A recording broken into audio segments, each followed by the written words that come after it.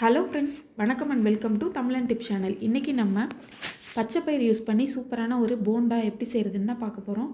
இதை ஈவினிங் ஸ்நாக்ஸுக்கு நம்ம எடுத்துக்கும் போது ரொம்பவே ஹெல்த்தியாகவும் இருக்கும். ரொம்ப எண்ணெயெல்லாம் குடிக்காமல் சாப்பிட்றதுக்கும் ரொம்ப சாஃப்டாக கிறிஸ்பியாக இருக்கும். வாங்க இதை எப்படி செய்கிறதுன்னு பார்க்கலாம்.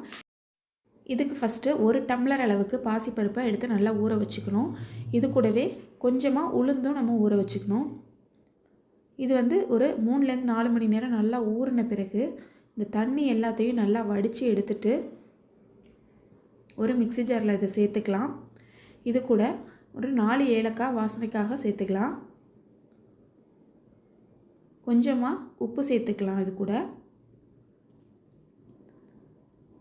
இனிப்புக்கு நாட்டு சக்கரை தான் எடுத்திருக்கேன். இதை 4லேருந்து 5 ஸ்பூன் நம்ம நல்லா கோபுரமாக சேர்த்துக்கலாம். உங்கள்கிட்ட வெல்லம் தான் இருக்குன்னா அதை உடைச்சிட்டு சேர்த்துக்கோங்க. இது எல்லாத்தையும் தண்ணி எதுவுமே சேர்க்கக்கூடாது. நல்லா திக்காக அந்த மாதிரி அரைச்சி எடுத்துக்கணும். ஏன்னா பாசிப்பருப்பு நம்ம சேர்த்துக்கிறதுனால தண்ணி ஊற்றுறோம் அப்படின்னா மாவு ரொம்ப தண்ணியாகிடும். தோசை தான் ஊற்றலாம், அதுக்கப்புறம் போண்டா வராது. அதனால் தண்ணியே நீங்கள் சேர்க்கக்கூடாது, அப்படியே அரைக்க வேண்டியது தான். இந்த அளவுக்கு நல்லா கரெக்டான பதத்துக்கு அரைச்சிக்கோங்க. கொஞ்சம் கூட தண்ணி சேர்க்காதீங்க. இப்போ எண்ணெயில் நல்லா மிதமான சூட்டில் சின்ன சின்ன உருண்டையாக நம்ம கிள்ளி போண்டா சேர்த்துடலாம். இதை மீடியம் ஃப்ளேம்லேயே வச்சுட்டு தான் நம்ம போடணும். ஹை ஃப்ளேமில் வச்சோம்னா மேலெல்லாம் கருகிடும், உள்ளே வேகாது. அதனால் மீடியம் ஃப்ளேம்லேயே வச்சுட்டு எல்லா பக்கமும் நல்லா திருப்பி போட்டு கோல்டன் ப்ரௌனாக வர வரைக்கும் திருப்பி விட்டு எடுத்துடலாம்.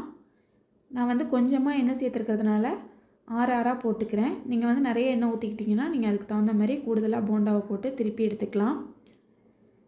பச்சைப்பயிறு மட்டும் ஒரு டம்ளர் இருந்தால் போதும். டீ போடுற நேரத்தில் நம்ம இந்த ஸ்நாக்ஸை செஞ்சு முடிச்சிடலாம். முன்னாடியே ஊற வச்சிட்டோம் அப்படின்னா ரொம்ப குயிக்காக செய்யக்கூடிய ஈஸியான ஹெல்த்தியான ஒரு ரெசிபி இது.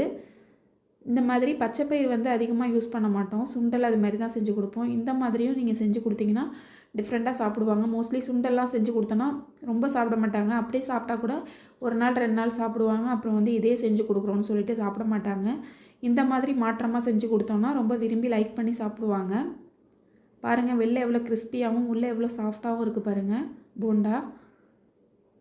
இந்த வீடியோ உங்களுக்கு பிடிச்சிருந்ததுன்னா மறக்காமல் தமிழன் டிப் சேனலை சப்ஸ்கிரைப் பண்ணி சப்போர்ட் பண்ணுங்கள்.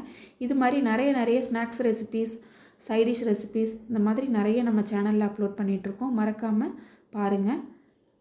தேங்க்யூ ஃபார் வாட்சிங் தமிழன் டிப் சேனல்.